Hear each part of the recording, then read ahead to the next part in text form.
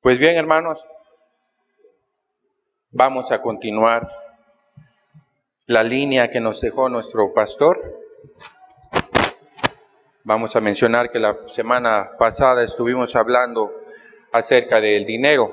Dividimos estos temas en varios. La semana pasada estuvimos hablando acerca de la moralidad del dinero.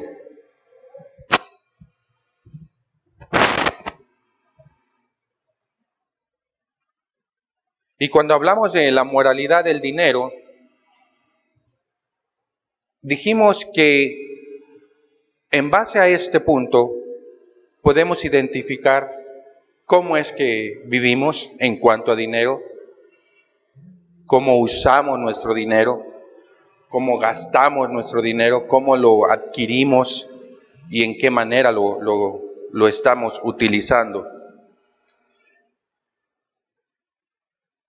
Dice la palabra que donde está nuestro tesoro, ahí estará nuestro corazón.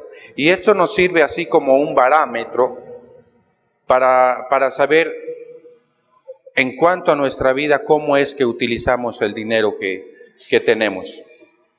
Hemos hablado también acerca del amor al dinero.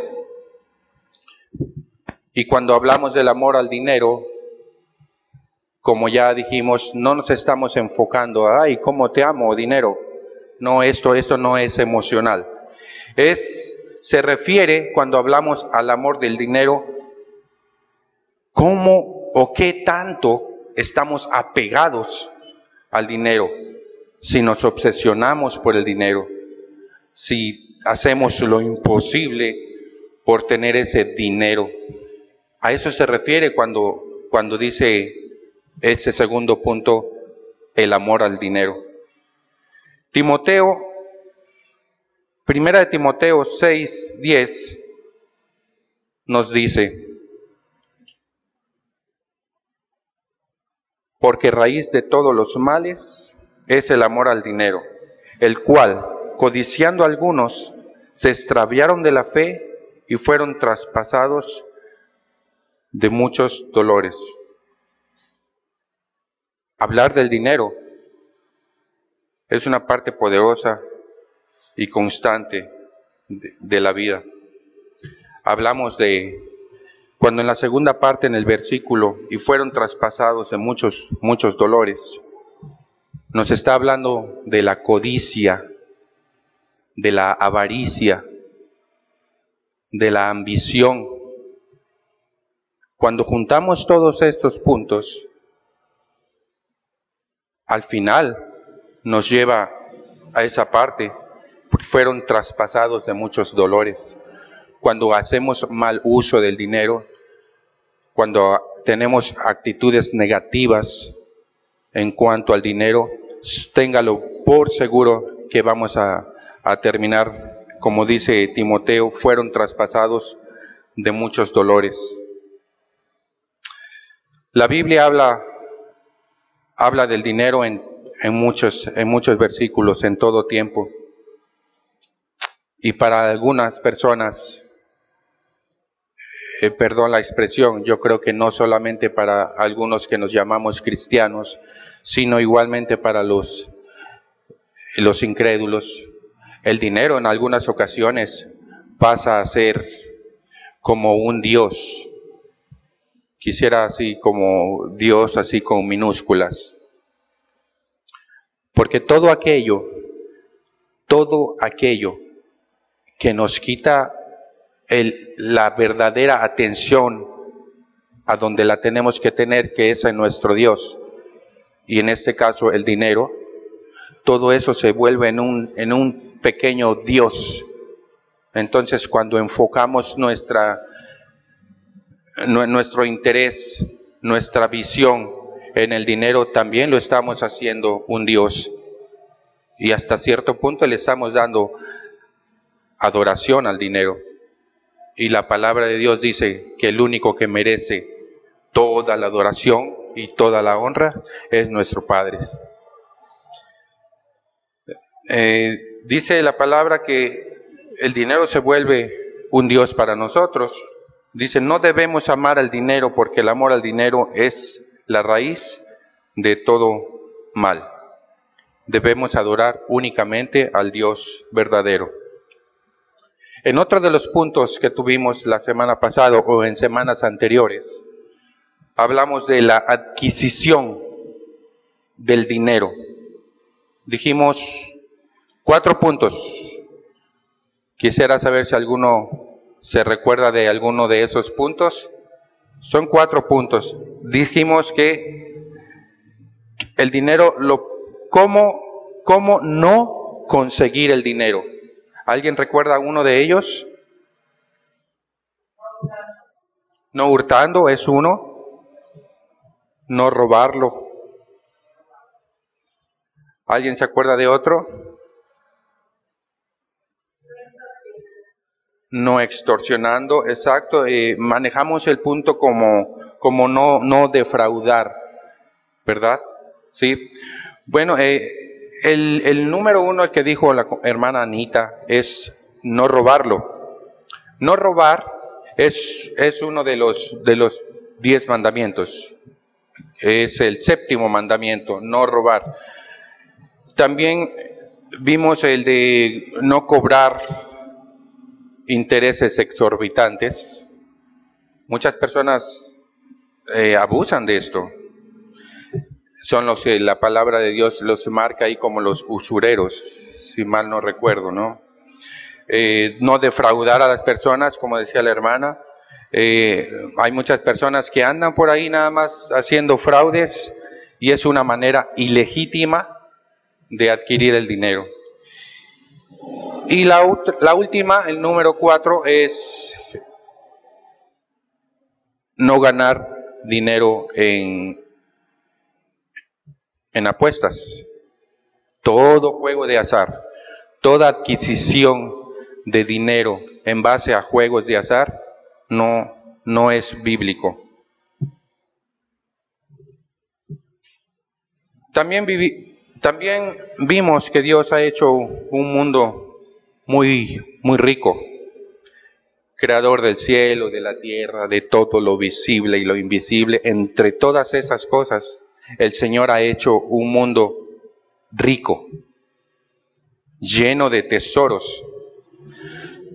Pero en este punto, nos ha dado a nosotros la capacidad, la inteligencia y las aptitudes para poder explorar toda esa riqueza que el Señor ha creado.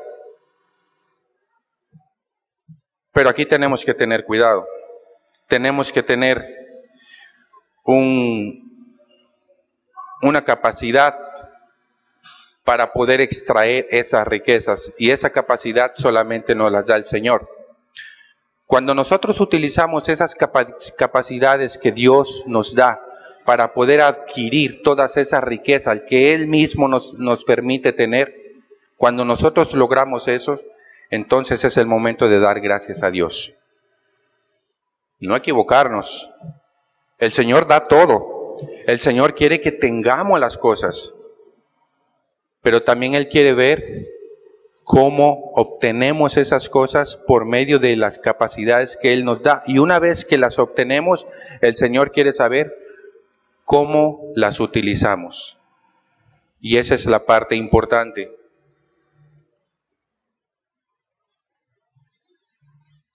Porque cuando nosotros utilizamos ese dinero o esas riquezas que Él nos da para bienes egoístas, para bienes solamente para nosotros, ya es mal visto, ya está mal, ya estamos siendo egoístas, ya estamos siendo desviando el verdadero interés, el verdadero propósito del Señor para poder gastar esas riquezas. Las riquezas que el Señor nos da no son solamente para nuestro beneficio.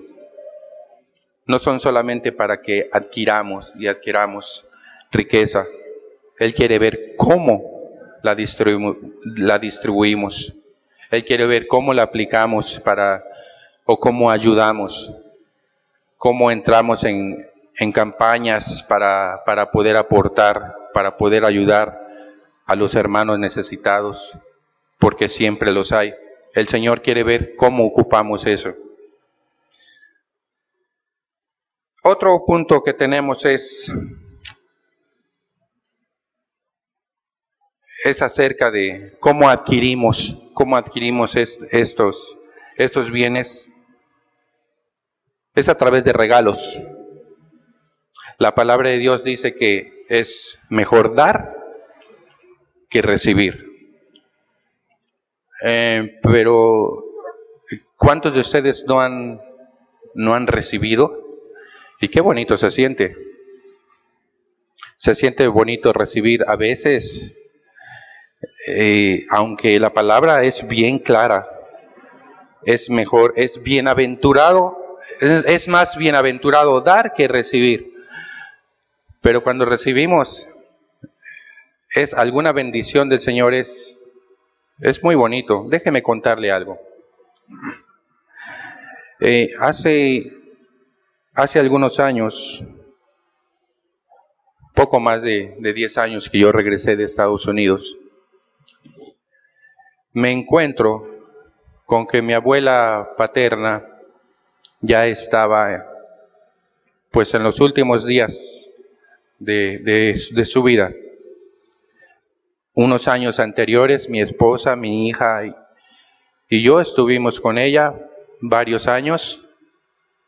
Siempre estuvimos al pendiente de ella, viviendo en su casa. Y llegó un momento en que yo me tuve que ir a Estados Unidos por cuestiones económicas, como mucha gente se va. Regreso hace 10 años, todavía alcanzo a ver a mi abuela con vida, incluso nos trasladamos mi madre y yo a Tabasco, desde donde ella vivía, y en pocos días después de que yo la vi, ella falleció. Y en la casa donde estuvimos viviendo, pues los tíos, los hijos que quedaban de ella, decidieron que la casa iba a ser para el nieto. A pesar de que había otros sobrinos, que uno de los hijos pudo haberse quedado con la casa, pues la abuelita decidió que el nieto. Jamás lo esperaba yo, no era mi intención, jamás fue mi intención. Sin embargo, lo tomo como una bendición que el Señor da. Y así como eso, es probable que usted haya recibido alguna bendición también. Y gracias a Dios, porque solamente Él decide lo que hace, y si Él quiso eso, pues adelante. Gracias al Señor, que la gloria sea para Él. Número 2, ¿cómo es que podemos utilizar ese dinero que tenemos? Otro punto es por medio de inversiones. Y en este punto, pues, no todos tenemos la capacidad de invertir, no todos somos muy buenos, ¿cómo se dice? Inversionistas, ¿verdad? A algunos nos falla esa parte.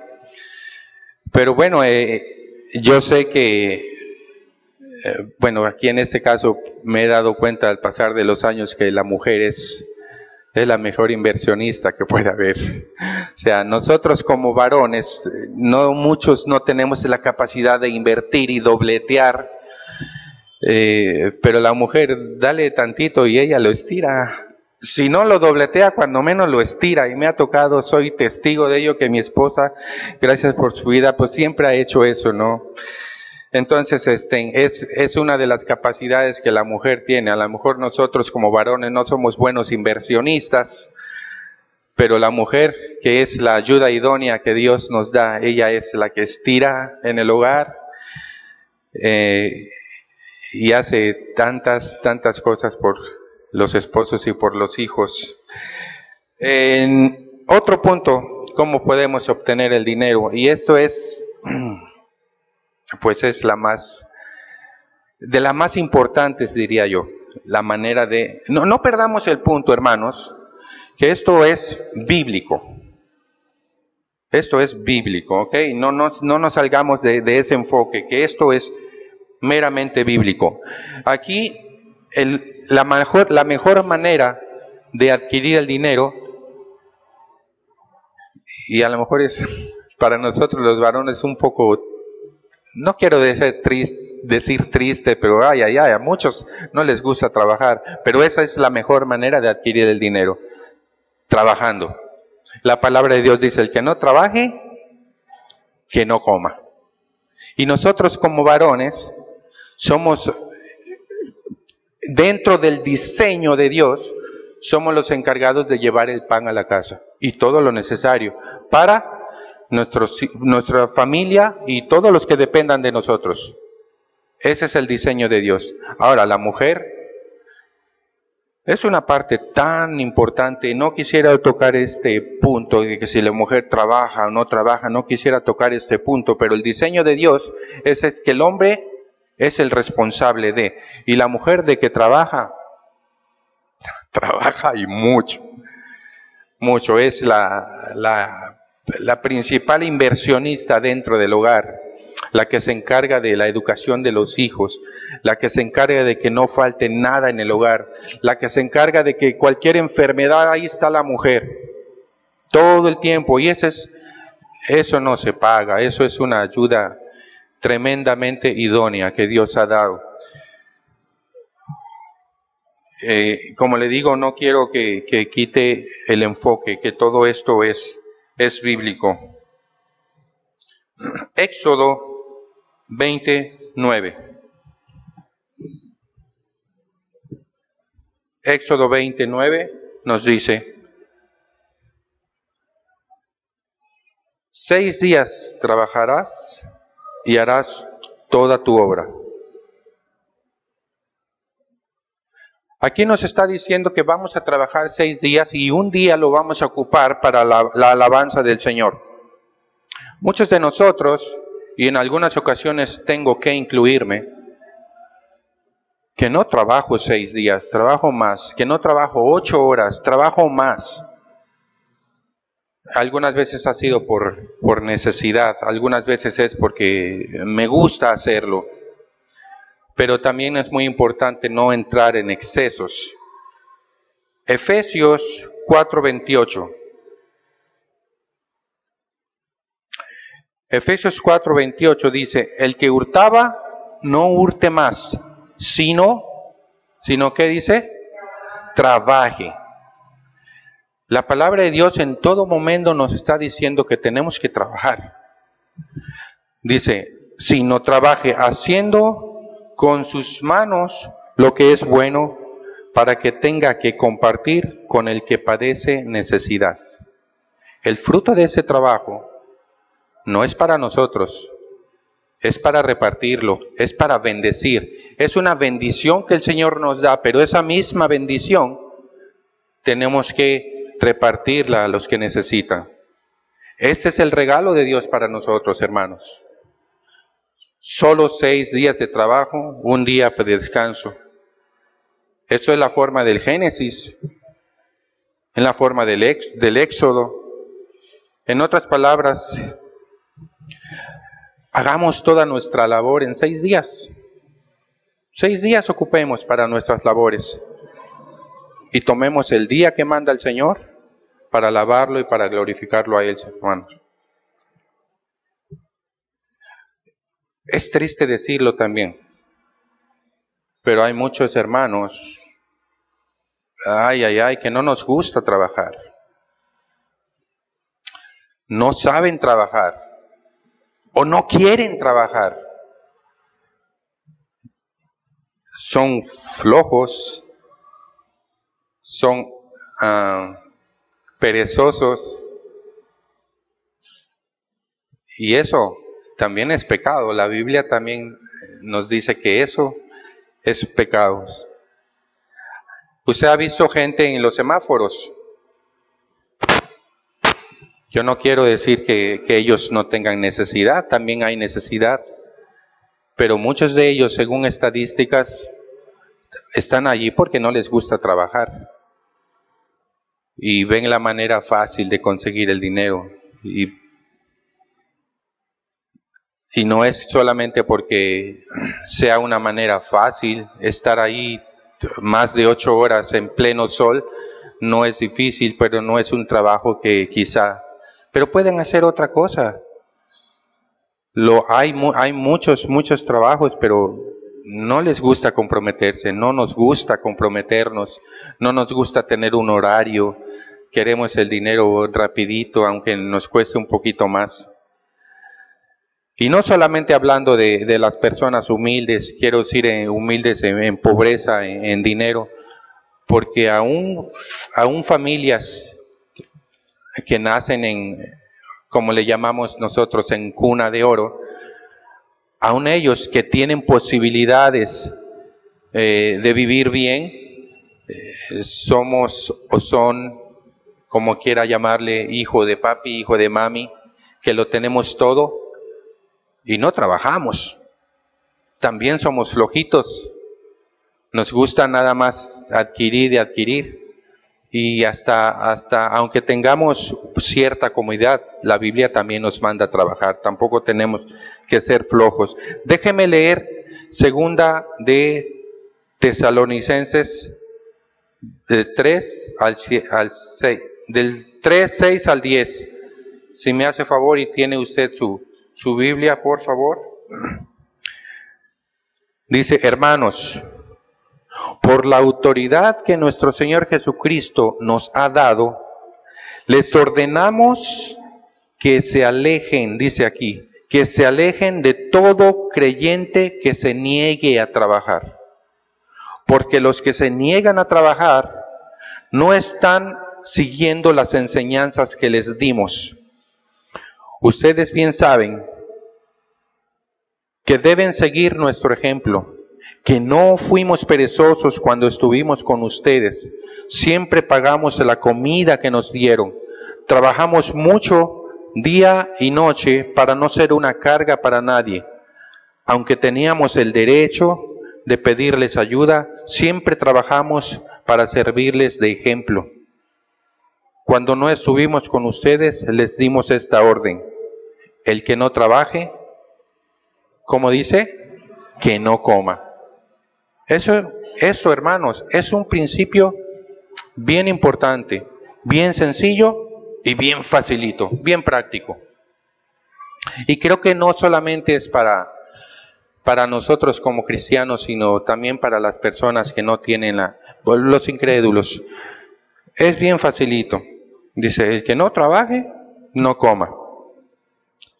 Y tan pronto nosotros creamos que eso es un principio equivocado, entonces estamos dando pauta a que la sociedad se vuelva floja, se vuelva holgazán, piense que tiene ciertos derechos y no ejerciendo lo que tiene que hacer. Le platico algo. Fíjese que ahí en el trabajo donde yo estoy, yo tengo la bendición de tener a cargo, pues, no muchas, son 70 personas a mi cargo. Obviamente debo de ejercer cierto liderazgo, pero son personas que han estado ahí por años. Uno de ellos ya va para 25 años trabajando allí. Entonces yo tengo unos auxiliares. Y cuando yo, por parte de nuestro director, recibo una orden, obviamente yo también la transmito a mis auxiliares y van y le dicen: ¿sabes qué, fulano? Necesito que vayas a tal lugar, llévate a esta gente y haz esto o haz aquello, ya sea algún chapeo, alguna poda, limpia un río, lo que sea. Y los trabajadores, como ya tienen muchos años allí, ya están, como dicen, bien colmilludos. ¿Qué tú pagas? Eso es la palabra, ¿no? Oye, necesito que hagas esto, por favor, porque ¿qué tú pagas?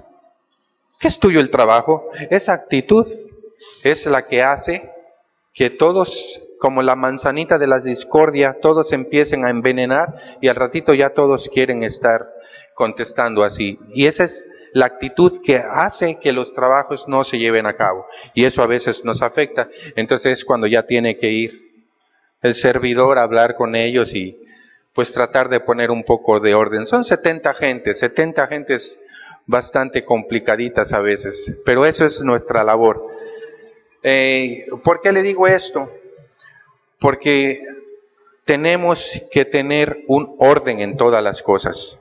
Tenemos que hacer las cosas que nos mandan nuestras autoridades. Tenemos que hacer las cosas no para agradar al hombre. ¿Quién nos pone en esos trabajos? El Señor es el que nos pone en esos trabajos. ¿Quién me va a quitar de ese trabajo? El Señor es el que me va a quitar de ese trabajo. Por lo tanto, mientras yo esté en ese trabajo, mientras tenga personal a mi cargo en ese trabajo, entonces tenemos que hacer que las cosas funcionen bien. ¿Para qué? Para que mi director diga, ay, Oscar, qué buen trabajo estás haciendo. No, Señor, porque si Dios me dio este trabajo, entonces que la gloria sea para el Señor. Dice la palabra, todo lo que hagas, hazlo como para el Señor, no para agradar al hombre. Y eso es la intención, y esa es la actitud que tenemos que tener como cristianos, al menos como cristianos, todos nosotros, hermanos. Todo lo que hagas, hazlo como para el Señor. Todo. Y cuando digo eso es de tantas clases de trabajo que hay. No porque seas doctor, maestro, abogado, ingeniero, sea lo que sea. Todo lo que hagas, hazlo como para agradar al Señor y no al hombre. Acompáñame a Proverbios 6, del 6 al 8.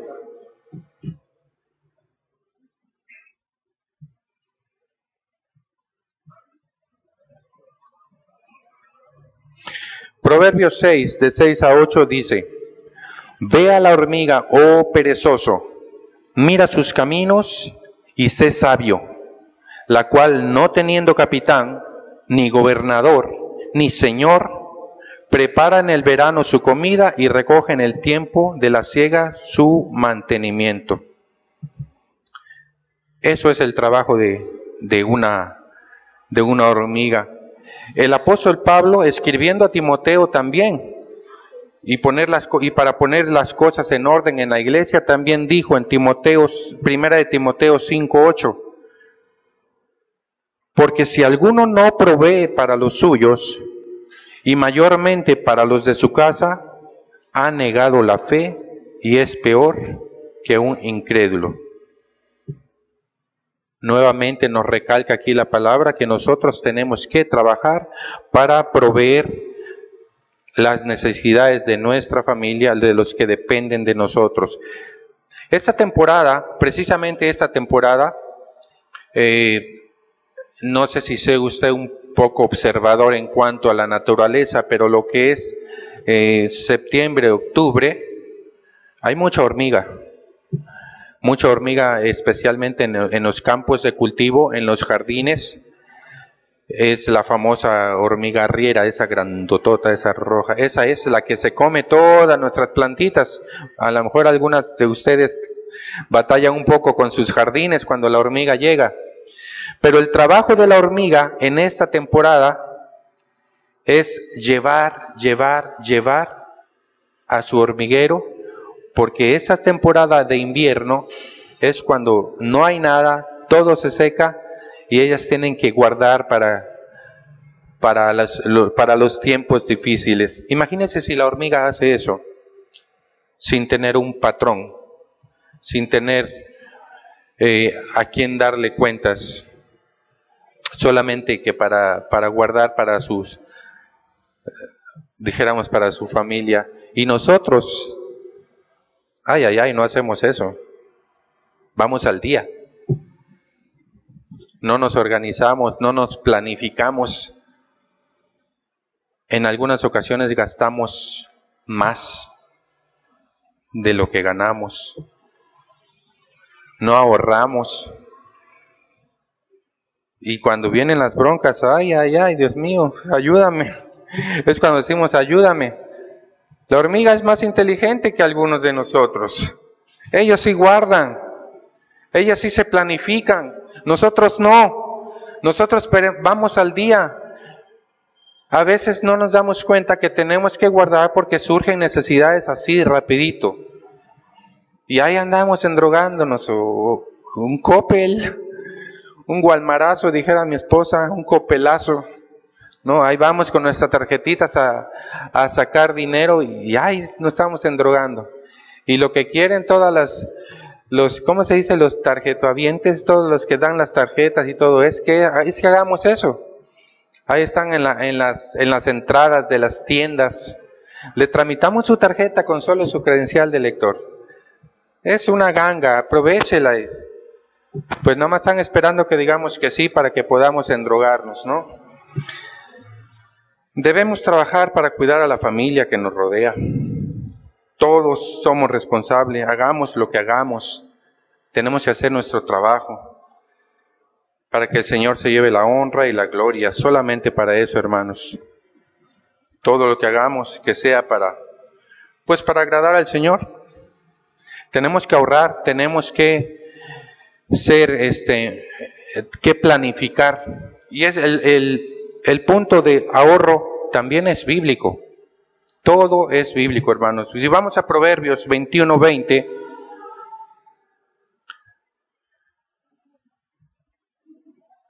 dice, Proverbios 21:20, dice, tesoro precioso y aceite hay en la casa del sabio, mas el hombre insensato todo lo disipa. Si en Proverbio nos está diciendo que tesoro precioso y aceite hay en la casa del sabio, está hablando de ahorrar también.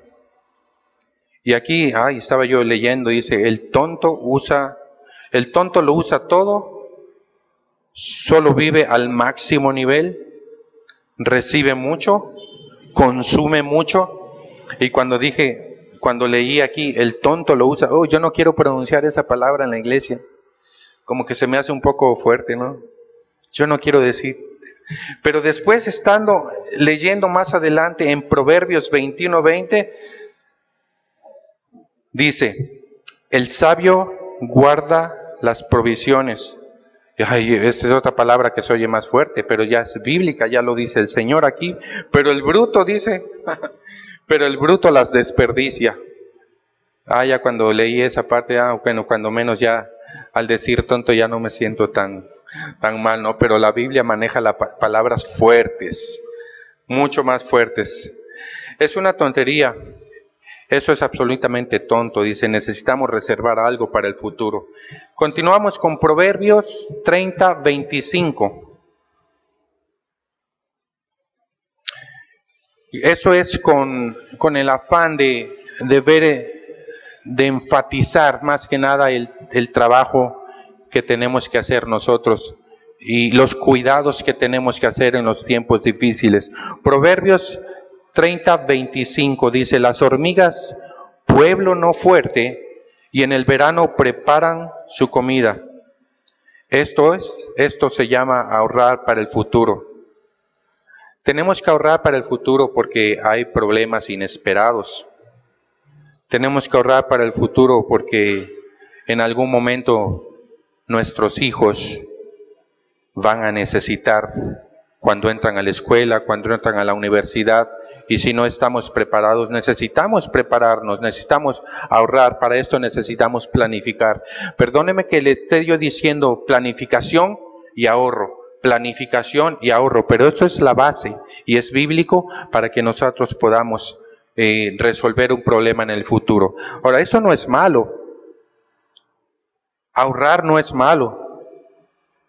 Malo es cuando nos vamos a los excesos, cuando nos ponemos a ahorrar y ahorrar y ahorrar Y caemos en esa etapa en que nos volvemos así como que tacaños, ¿no? Como que no queremos soltar prenda, como dicen. Todo es para acá, y cuando tenemos un colchonzote bien grande allí, nos sentimos una tranquilidad, sentimos una comodidad, nada nos preocupa porque tenemos un colchonzote bien grande. Si nuestra seguridad, si nuestra confianza está puesta, hermanos, en ese colchonzote que nos hace en un momento volvernos egoístas y ávaros, y por qué no decirlo, lo dice la palabra, tacaños, entonces estamos entrando en un problema. Porque estamos basando nuestra confianza en ese colchonzote que nosotros mismos hicimos. ¿Y dónde está la confianza de nuestro Señor? La estamos dejando en segundo término. Estamos confiando más en nuestras riquezas que en el poder que el Señor que nos sustenta y nos da día con día lo que nosotros necesitamos. Planificar cuidadosamente, no gastar a lo loco. Tenemos que tener un control de nuestro capital. Proverbios 27. Estamos trabajando mucho en Proverbios, estamos viendo mucho en Proverbios, pero la palabra nos manda así.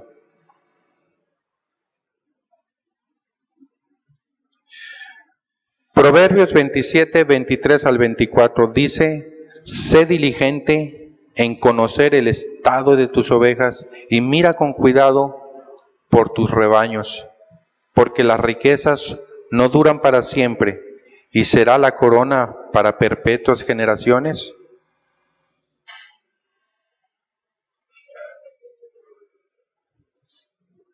Hermanos, en algunas ocasiones yo he platicado con gente de dinero que tiene otra visión acerca, no, es una visión muy diferente acerca de lo que es el dinero. Y les he platicado acerca de lo que dice la palabra. Y vaya, ellos me dicen, pues es mi dinero, ¿no? Yo trabajo, yo me mato trabajando de tal hora a tal hora, es mi dinero, yo puedo hacer con mi dinero lo que yo quiera.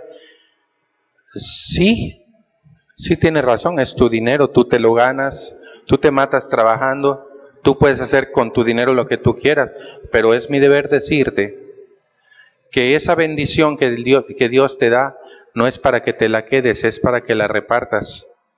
Y a mucha gente no le gusta eso. Lo que gano, me lo gasto. Pero cuando se trata de ir a alguna misión, de dar el diezmo, o de dar la ofrenda, o de ayudar a algún hermano en necesidad,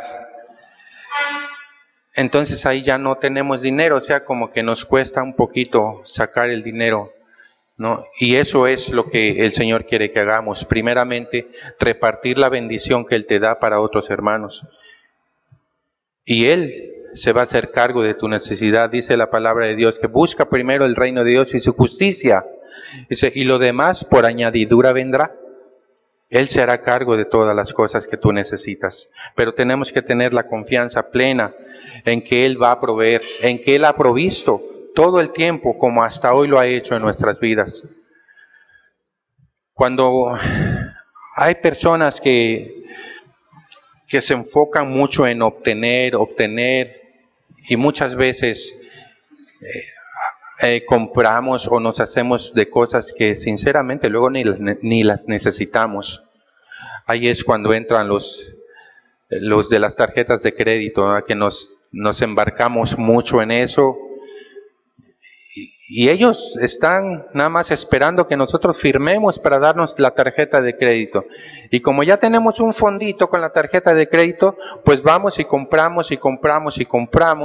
Y cuando nos llega el estado de cuenta ya nos damos cuenta que estamos bien embarcados.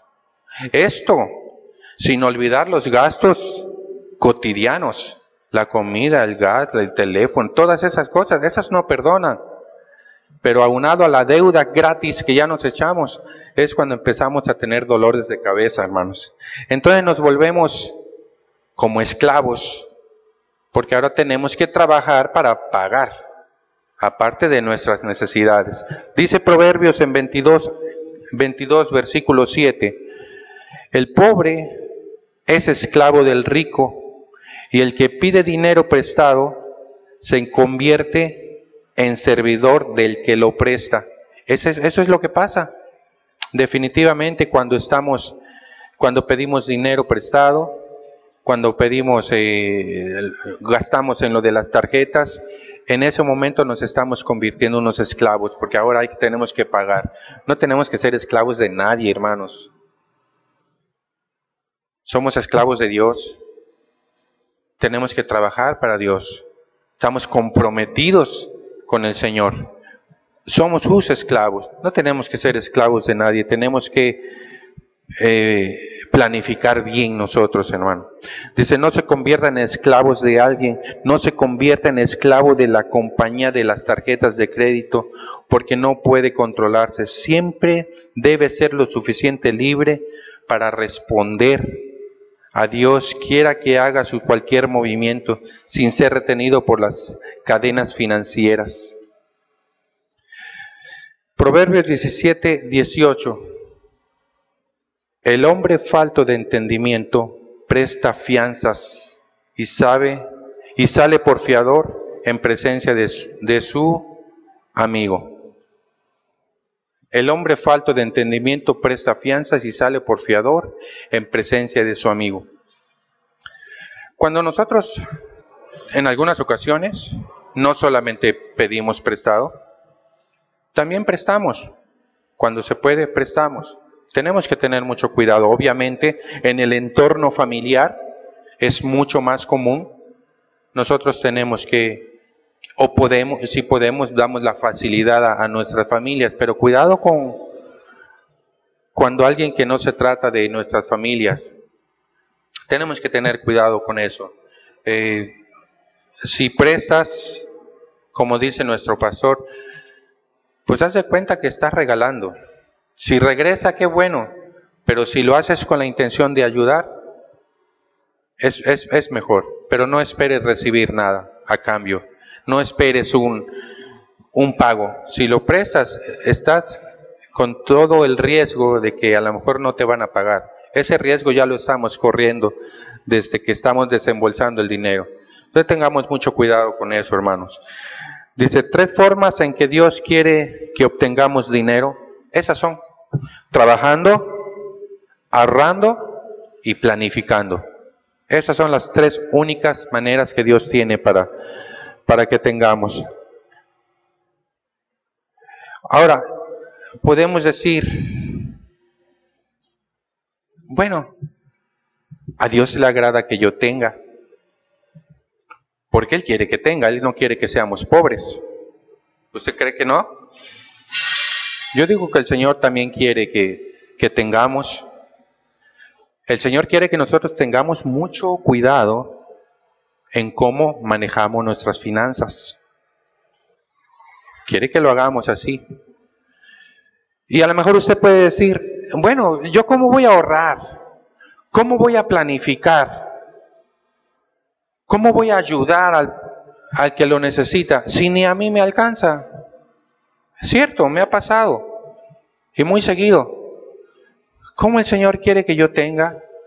¿Cómo el Señor quiere que yo pueda ayudar a otros si a veces ni a mí me alcanza, ¿no? Entonces se generan aquí una serie de preguntas. Déjeme leérselas, esas preguntas, y usted solito haga la suya y usted solito contéstese. Esto es en cuanto a, bueno, si el Señor quiere que yo tenga y yo guarde y yo planifique y yo ayude y yo participe en las campañas evangelísticas, que yo dé mi diezmo, que yo dé mi ofrenda, pero si a veces ni siquiera para eso me alcanza, déjeme hacerle unas preguntas. Me estorban los lentes para leer. Dice, ¿realmente necesitas más ¿O solamente quieres más? ¿Es realmente una necesidad? Número 2. El hecho de que estás limitado en este momento, hablando económicamente, hermanos, el hecho de que estás limitado en este momento, ¿es una prueba de Dios? ¿Está Dios tratando de discernir algo en tu vida? ¿Hacer que algo se manifieste en tu vida? ¿Está mostrándote Dios cómo trabajar en tus prioridades? ¿Está tratando de enfocarte? Estas preguntas, repito, es por si estás pasando en un problema serio económico, es por si estás pensando, Dios quiere que yo tenga y que tenga lo suficiente y que tenga más de lo suficiente, pero si a veces ni siquiera a mí me alcanza. Pregunta 3. ¿He usado mal lo que Dios me está dando? Solamente usted conteste, hermano. ¿Estoy en una situación en la que realmente tengo que vivir con el fruto de mi falta de sabiduría pasada? ¿Mi falta de disciplina? Todo esto que estoy viviendo en este momento es porque el día de ayer no me organicé, no tomé una decisión en cuanto a cuestiones financieras se refiere, una decisión correcta, y por eso ahorita estoy sumido en este problema. ¿No será que tendría que analizarlo?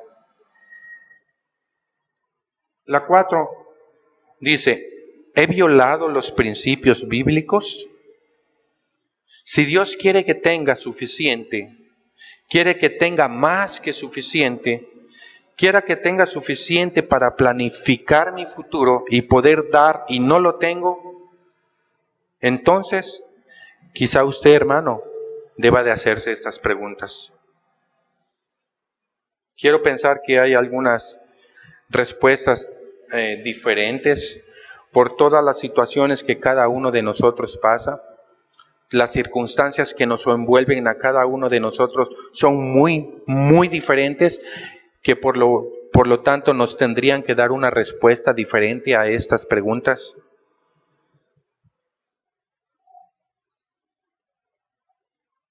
Dice aquí, número 1, puede ser una respuesta.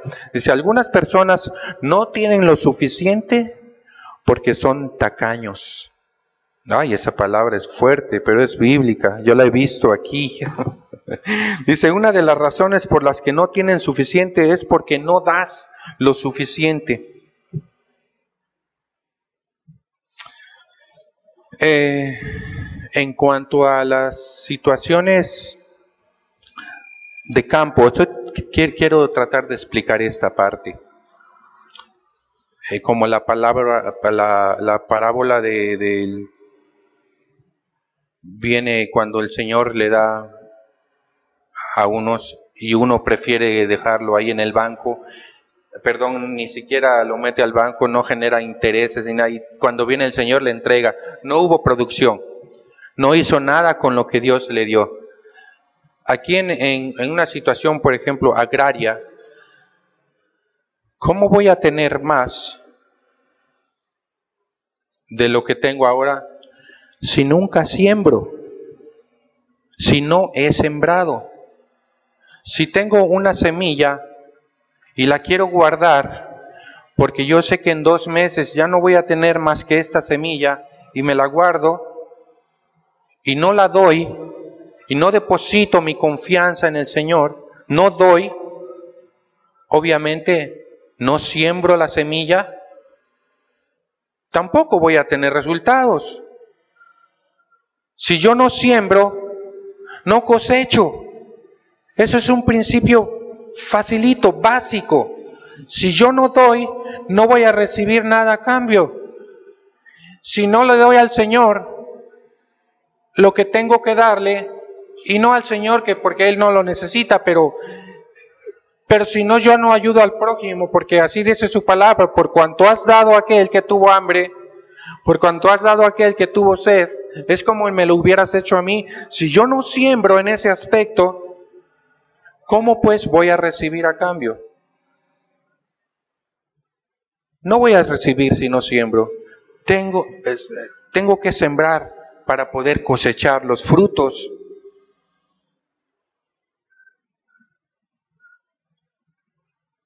Cuando tú le das a Dios de la manera que tú quieras darle, con toda la buena intención de tu corazón, cuando tú le das a Dios, créeme, hermano, Dios te lo va a regresar. Dios te lo va a pagar de vuelta. Proverbios 11:24 dice, hay quienes reparten y les es añadido más. Y hay quienes retienen más de lo que es justo, pero vienen a pobreza. Jesús también mencionó en Lucas 6:38. Lucas 6:38. Dice, den a los demás y ustedes también recibirán. Se les dará una cantidad mayor a la que puedas contener en tu regazo.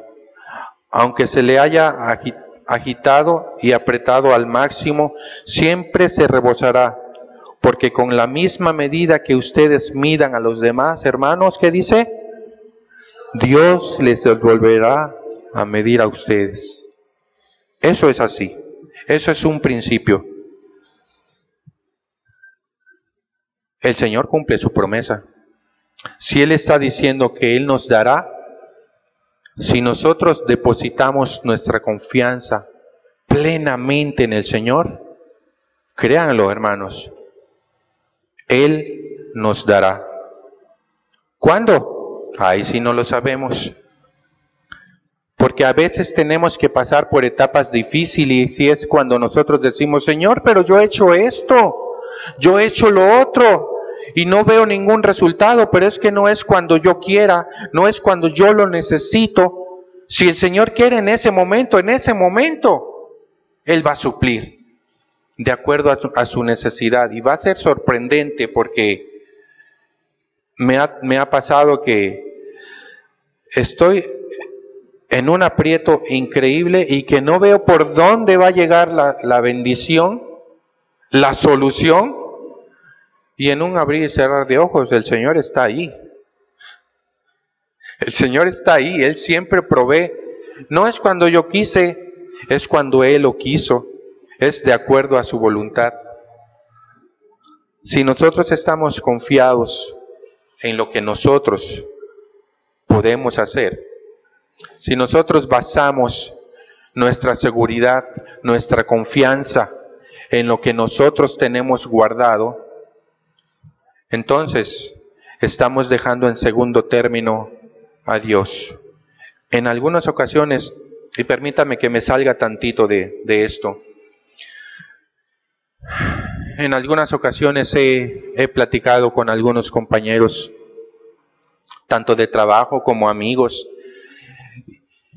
y he escuchado el dicho aquel muy mundano, que no, es que aquí cada quien se rasca con sus propias uñas. Y sí, efectivamente, cuando andamos fuera y se nos presenta algún problema, alguna dificultad, nosotros vemos cómo le hacemos. Dentro de todas esas capacidades y aptitudes que el Señor nos da, dentro de todo eso, nosotros tenemos esa capacidad de salir adelante de ese problema en el que nos estamos metiendo. Y como dicen, aquí cada quien rasca con sus propias uñas. Sí, efectivamente, rascamos y vemos cómo le hacemos por esa capacidad que el Señor nos da de salir de ese problema. Y salimos del problema. Salimos. Pero tarde o temprano volvemos a caer en el problema. Y otra vez aplica, cada quien se rasca y empezamos otra vez a ver cómo le hacemos y rascamos con nuestras propias uñas y nos desgastamos y empleamos nuestras fuerzas para salir del problema y volvemos a salir del problema. Estamos confiando en nuestras fuerzas, en nuestras capacidades Pero hermanos, esto se hace tan repetitorio que una y otra vez volvemos a caer en el problema. ¿Y sabe qué? Si fuera otro tipo de problema, ok, estoy de acuerdo. Pero es el mismo problema de toda la vida. El mismo problema que nos está aquejando de hace mucho tiempo. Es en el mismo problema que estamos cayendo todo el tiempo. Llámese económico, llámese laboral, de salud, de armonía en el hogar, de lo que usted le quiera poner, hermano. Ese es el mismo problema, que por estar rascando y rascando, caemos ahí nuevamente. Y rascamos tanto y tanto, que ya ese hoyo que hicimos, llega un momento en que ya no podemos salir. Ya está muy profundo. Nosotros mismos lo hicimos. Y es cuando decimos, Señor, ya no puedo, Señor. No puedo salir de esto, Señor, ven a mí, auxíliame. Ay, el Señor, yo me lo quiero imaginar desde allá arriba, nomás se nos queda mirando. Pues si tú ahí mismo te metiste, tú quisiste estar allí, tú rascaste con tus fuerzas, te acabaste tus uñas, se agotaron tus fuerzas, me dejaste para lo último. Y sí, Señor, perdóname, Señor, y levantamos nuestras manos, y es así como el Señor quiere vernos. No es que quiera vernos sufriendo, no es que Él se goce de que estamos sufriendo, si lo que Él menos quiere es que suframos. Cuando estamos levantando los brazos, cuando levantamos así los brazos de tal manera que ya no sabemos qué hacer, que queremos tirar la toalla, que nos desgastamos, que ya no hay nada que pueda ayudarnos, es cuando, Señor, clamo a ti. Entonces el Señor dice, así es como yo quería verte. Como aquel que estaba en la cruz y dijo, Señor, acuérdate de mí cuando estés en tu reino. Y le contesta Jesús, esta misma noche estarás conmigo en el paraíso. Y cuando nosotros estamos levantando así los brazos, con una necesidad tremenda, porque ya no sabemos qué hacer, entonces el Señor en ese momento nos mira igual que Jesús al ladrón y nos dice, corazón contrito y humillado, no despreciarás. Y cuando estamos con el corazón contrito y humillado, el Señor no nos desprecia, no nos abandona, no nos ignora, hermanos. Es así como el Señor quiere que nosotros confiemos en Él, de esa manera, que no confiemos en nuestra fuerza, que no confiemos en nuestros colchoncitos, en nuestras habilidades. Él quiere que confiemos plenamente en Él, Señor y dador de vida, Alfa y Omega, principio y fin, y lo dejamos para lo último, como el último recurso. Él nos da todo, todo es de Él, todo es para Él. Solamente que a veces nosotros queremos solucionar nosotros con nuestras finanzas, hacer lo que nosotros querramos, y no es el plan de Dios.